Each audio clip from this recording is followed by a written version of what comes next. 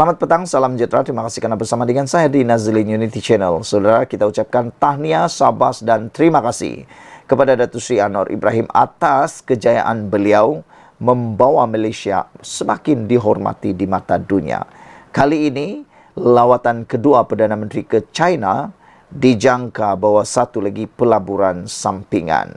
Di Malaysia, orang sibuk kata Anwar Ibrahim gagal.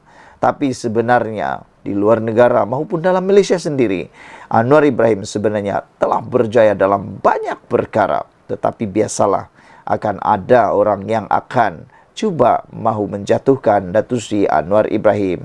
Namun dengan fakta ini, dengan laporan ini, nampaknya Datuk Seri Anwar Ibrahim telah membuat mulut-mulut puaka yang mahu menghantam, mahu menghancurkan, mahu menumbangkan beliau, kini menjadi bisu dan terkunci rapat. Lawatan kedua Perdana Menteri ke China dijangka akan membawa satu lagi pelaburan sampingan. Lawatan Perdana Menteri Anwar Ibrahim yang akan datang ke China dijangka menghasilkan satu lagi pelaburan sampingan kepada Malaysia seperti yang telah dicapai dalam lawatan sebelum ini pada Mac, kata Menteri Ekonomi Rafizi Ramli. Setiap kali Perdana Menteri melawat China, lawatan itu bukan sekadar mengukir senyuman dan mengucapkan hai. Terdapat beberapa siri tindakan susulan dan bagi memorandum persefahaman dan pelaburan yang dimeterai daripada lawatan sebelum ini, Anwar Ibrahim melaksanakan tindakan susulan dengan pejabatnya dan semua jabatan yang diperlukan, katanya lagi. Rafizi berkata demikian kepada pemberita selepas menghadiri Power Chat Gabungan Dewan Perniagaan dan Perindustrian China Bersekutu Malaysia dan Pelancaran Konvensyen Usahawan China Sedunia ke-17 di Putrajaya hari ini. Perdana Menteri Datuk Seri Anwar Ibrahim dijadualkan mengadakan lawatan kedua ke China bagi menghadiri Expo China ASEAN ke-20 2023 di Nanning, China pada 17 September bagi mengukuhkan lagi hubungan antara kedua-dua negara dan sebagai persiapan untuk menyambut ulang tahun ke-50 hubungan Malaysia-China pada tahun depan. Menurut Rafizi, hubungan kepimpinan antara Anwar Ibrahim dan China adalah baik, yang menyaksikan pelbagai mesyuarat telah diadakan selain perbincangan berterusan dari semasa ke semasa.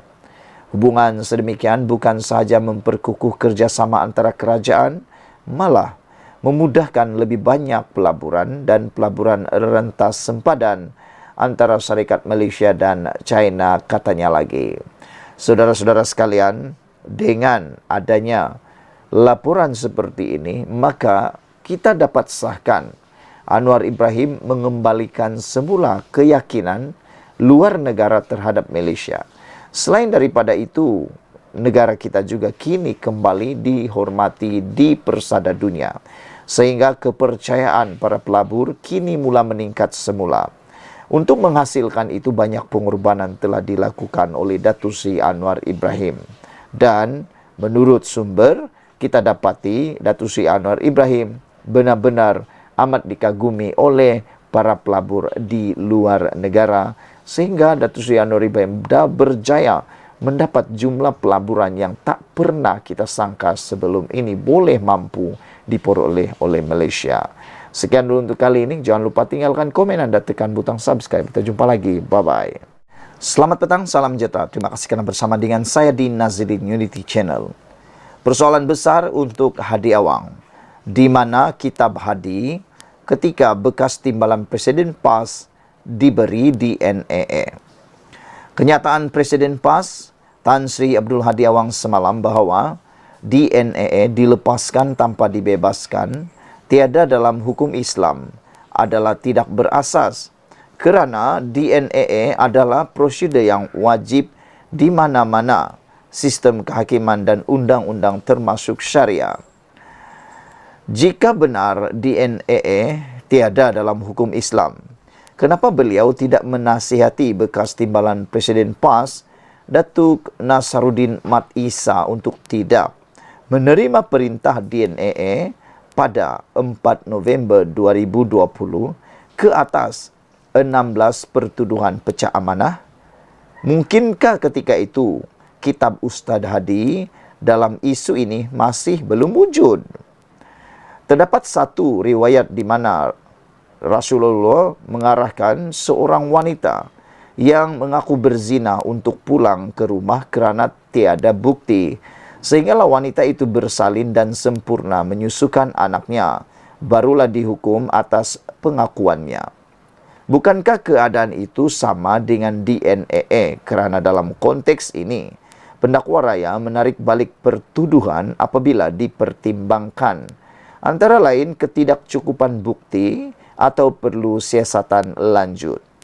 Bukankah dalam Islam membebaskan 10 orang bersalah lebih baik daripada menghukum seorang yang tidak bersalah? Mengikut perkara 145 Perlembagaan Persekutuan, pendakwa raya mempunyai kuasa untuk tidak meneruskan pertuduhan dan justifikasi telah diberikan kepada mahkamah dalam mana-mana kes berkaitan DNA, termasuk dalam kes melibatkan Timbalan Perdana Menteri Datuk Seri Ahmad Zahid Hamidi, jika kes itu yang dirujuk dalam ucapan beliau. Malahan Seksyen 103 dalam Karangan 1 Enakmen Tata Cara Jenayah Syariah Terengganu tahun 2001 yang digubal ketika Ustaz Hadi menjadi Menteri Besar Terengganu menyebut tentang DNA. Pada mana-mana peringkat apa-apa perbicaraan, sebelum penghakiman diberikan, pendakwa boleh jika difikirkan patut memberitahu mahkamah bahawa dia tidak bercadang untuk mendakwa tertuduh selanjutnya atas pertuduhan itu. Dan sesudah itu semua prosiding atas pertuduhan itu terhadap tertuduh bolehlah digantung dengan kebenaran mahkamah, dan jika digantung sedemikian, tertuduh hendaklah dilepaskan daripada pertuduhan itu. PAS tidak seharusnya menggunakan dalil agama mengikut rentak dan selera politik, kerana ia boleh mengelirukan rakyat, terutamanya orang Islam, sekiranya dalil yang disandarkan tidak tepat pada tempatnya. Faid Fazil merupakan jawatan kuasa pimpinan amanah nasional. Hadiah wang betul tak sihat atau berbohong nak elak disiasat. Perkara ini telah berlaku pada September 3, 2023, yang mana ketika itu polis hendak menyiasat Hadi Awang berkaitan dengan satu perkara. Namun dikabarkan bahawa status kesihatan Hadi pada waktu itu adalah tidak mengizinkan. Namun yang mengecewakan atau mengejutkan semua orang ialah apabila dilihat dan telah tular beberapa keping gambar yang mana Hadi telah berjumpa dengan Tun Mahathir bersama dengan beberapa orang kepimpinan yang lain. Ini selepas Hadi telah mengadakan kunjungan ke kediaman Tun Dr. Mahathir Mohamad bersama 3 lagi menteri besar, PAS dan setiausaha agung-agung mereka. Ini menimbulkan persoalan sama ada Hadi menipu pihak berkuasa tentang status kesehatannya dan hanya untuk mahu mengelak daripada disiasat pihak polis. Walau bagaimanapun, itu kini menjadi telah terjawab apabila Hadi sudah pun disiasat oleh pihak polis. Sekian dulu untuk kali ini. Jangan lupa tinggalkan komen Anda. Sila tekan butang subscribe. Kita jumpa lagi. Bye-bye. Selamat petang. Salam sejahtera. Terima kasih kerana bersama dengan saya di Nazilin Unity Channel. Inilah keputusan dan inilah berita yang kita tunggu-tunggu sekian lamanya daripada Pakatan Harapan. Pakatan Harapan tidak setuju Najib diberikan pengampunan, kata Rafizi. Ini pasti menggembirakan para penyokong dan akarumbi Pakatan Harapan. Pakatan Harapan kekal dengan pendirian untuk tidak bersetuju pengampunan diberikan kepada bekas Perdana Menteri Datuk Seri Najib Tun Razak, kata Rafizi Ramli. Bagaimanapun, Timbalan Presiden PKR itu berkata, walaupun PH tidak bersetuju, namun gabungan itu tidak mencampuri urusan berkaitan pengampunan terbabit. Itu memang pendirian kita, yaitu Pakatan Harapan. Cuma proses pengampunan ini ada proses tertentunya dan akhirnya ia adalah di bawah bidang kuasa yang di Pertuan Agong. Namun, jika ingin bertanya sama ada bersetuju, sebagai PH kami tidak bersetuju dan kami juga tidak mencampuri urusan terbabit, katanya lagi. Beliau berkata demikian ketika ditemui selepas menghadiri program Power Chat dan pelancaran rasmi Konvensi Usahawan China Sedunia ke-17 Anjuran Dewan Perdagangan dan Perindustrian China Bersekutu Malaysia di sini hari ini. Rafizi berkata, biarpun tidak bersetuju dengan pengampunan terbabit, Najib berhak membuat permohonan untuk diampunkan termaktub seperti dalam perlembagaan. Sama ada kita bersetuju atau sebaliknya, akhirnya ia terpulang kepada mereka yang memiliki mandat untuk memberi pengampunan dan ia bukan daripada kerajaan, kata Rafizi lagi. Pada 28 Julai 2020, Hakim Mahkamah Tinggi, kini Hakim Mahkamah Rayuan, Datuk Muhammad Nazlan Muhammad Ghazali, mendapati Najib bersalah di atas 7 pertuduhan pecah amanah, menyalahgunakan kedudukan, dan penggubahan wang haram dana SRC. Muhammad Nazlan sehubungan itu menjatuhkan hukuman penjara 12 tahun dan denda 210 juta ke atas Najib. Dan keputusan itu dikekalkan Mahkamah Rayuan pada 8 Disember 2021 serta panel 5 Hakim Mahkamah Persekutuan dipengerusikan Ketua Hakim Negara Tun Tengku Maimun Tuan Mat pada 23 Ogos tahun lalu. Bekas Perdana Menteri itu bagaimanapun memfailkan petisyen pengampunan di bawah perkara 42 Perlembagaan Persekutuan pada 2 September 2022. Sebelum kita berpisah, kita tinggalkan dulu komen anda dan sila tekan butang subscribe. Tekan butang subscribe itu percuma. Saudara-saudara sekalian, apa pendapat anda untuk isu kali ini, yaitu isu pengampunan Najib? Menurut beberapa penganalisis politik dan juga pengamal undang-undang, Najib sebelum dapat diampuni, sebaik-baiknya perlu menerima hukuman sekurang-kurangnya 2/3 ataupun sekurang-kurangnya 1/3 daripada tempoh hukuman tersebut. Makna kata kalau itu 12 tahun, minimum adalah 4 tahun, barulah boleh difikirkan untuk diampunkan, kata pemerhati politik dan juga pengamal undang-undang yang lain. Apa pendapat anda semua? Semoga Najib terus kekal sihat di dalam penjara dan kalau ada rezeki, dapatlah pengampunan tersebut. Sekian dulu untuk kali ini. Jangan lupa tinggalkan komen anda. Bye-bye. Selamat petang, salam sejahtera. Terima kasih karena bersama dengan saya di Nazilin Unity Channel. Tak pernah dengar lagi tentang istilah Khairi Jamaluddin merapu? Kalau tak pernah dengar, ini kali anda akan dengar kenapa Khairi Jamaluddin didakwa merapu pula kali ini. Dipetik daripada sabudin.com hari ini dengan tajuk Merapulah Khairi Jamaluddin kali ini. Di sebalik banyak gesaan agar Syed Saddiq Syed Abdul Rahman meletakkan jawatan sebagai ahli Parlimen Muar berikutan tindakannya menarik diri daripada menyokong kerajaan perpaduan, pemimpin UMNO yang terkeluar sekejap, Khairi Jamaluddin, nampaknya mempertahankan presiden muda itu. Kata bekas Menteri Kesihatan itu, Syed Saddiq Syed Abdul Rahman, ahli parlimen yang jujur dan masih berpegang kepada dasar Pakatan Harapan, iaitu tidak bekerjasama dengan UMNO dan Ahmad Zaid Hamidi. Syed Saddiq ini adalah berprinsip dia masih lagi berpegang kepada anti hoi hoi ya hoi, yang lain semua hoi hoi ya hoi. Jadi jika kamu minta dia letak jawatan dan kosongkan kerusi, anda yang sepatutnya kosongkan kerusi, kamu dahulu tambah Khairi Jamaluddin lagi. Khairi Jamaluddin atau KJ menegaskan, pengundi pada PRU 15 lalu menyokong PH, terutamanya adalah kerana pendirian gabungan itu untuk tidak bekerjasama dengan UMNO dan Zahid Hamidi.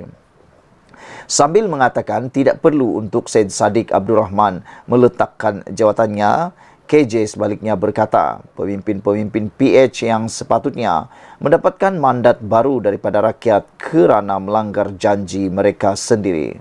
Sebagai makluman, muda bukanlah komponen PH, tetapi Syed Saddiq Syed Abdul Rahman telah memeterai MOU dengan PH sebelum PRU 15 lalu untuk mengelakkan pertembungan dan bagi mewujudkan proses saling membantu.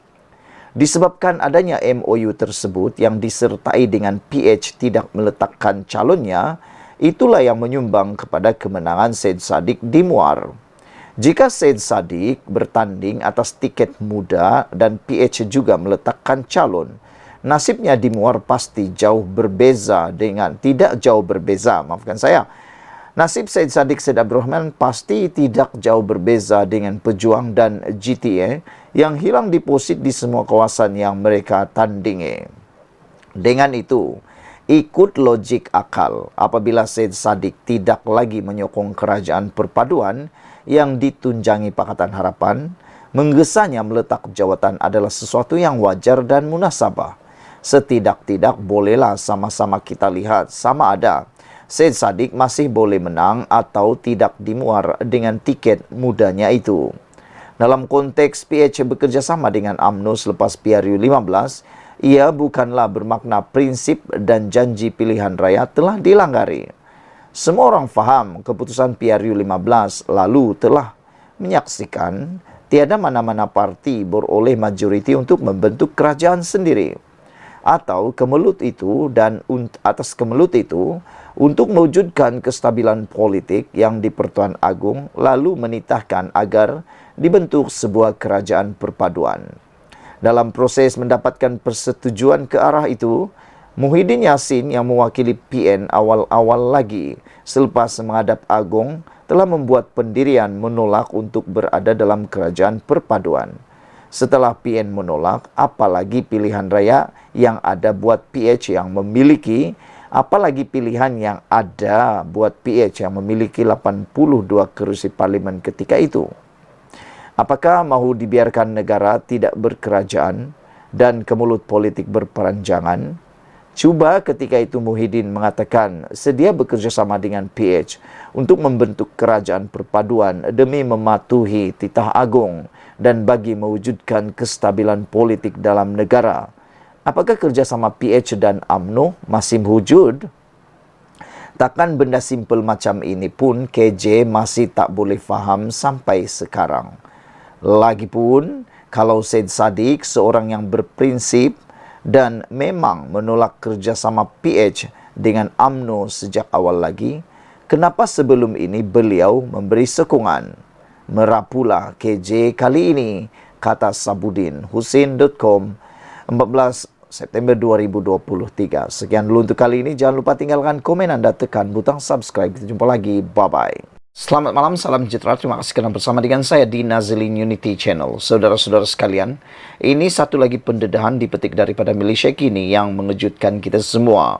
Dengan tajuk, Hadi makin keliru, kata hukum Islam tiada DNA, kata Khairuddin. Sebelum kita teruskan ulasan kali ini, jangan lupa tinggalkan komen Anda, sila tekan butang subscribe untuk mendapatkan isu terkini dari channel ini.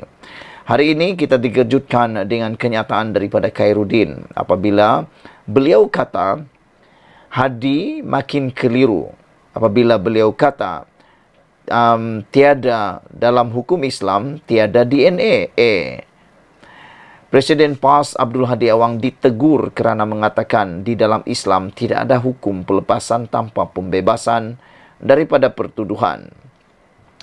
Bekas pemimpin PAS yang kini menganggotai Majlis Ulama UMNO, Khairuddin Aman Razali berkata, dakwaan Hadi bertentangan dengan prinsip keadilan Islam. Yang berhormat marang makin keliru tentang hukum-hukum Islam. DNA itu adalah sebahagian daripada kerangka umum kaedah Islam. Katanya pada satu kenyataan hari ini, Al-Aslu Baratu Zimma menyamai konsep seseorang itu tidak bersalah hingga dibuktikan sebaliknya di mahkamah. Dan secara literal, diterjemahkan kepada seseorang pada mulanya bebas daripada tanggung jawab. Khairuddin berkata, ini bermakna seseorang pendakwa dibenarkan melepaskan tertuduh jika ada keperluan untuk siasatan lanjut.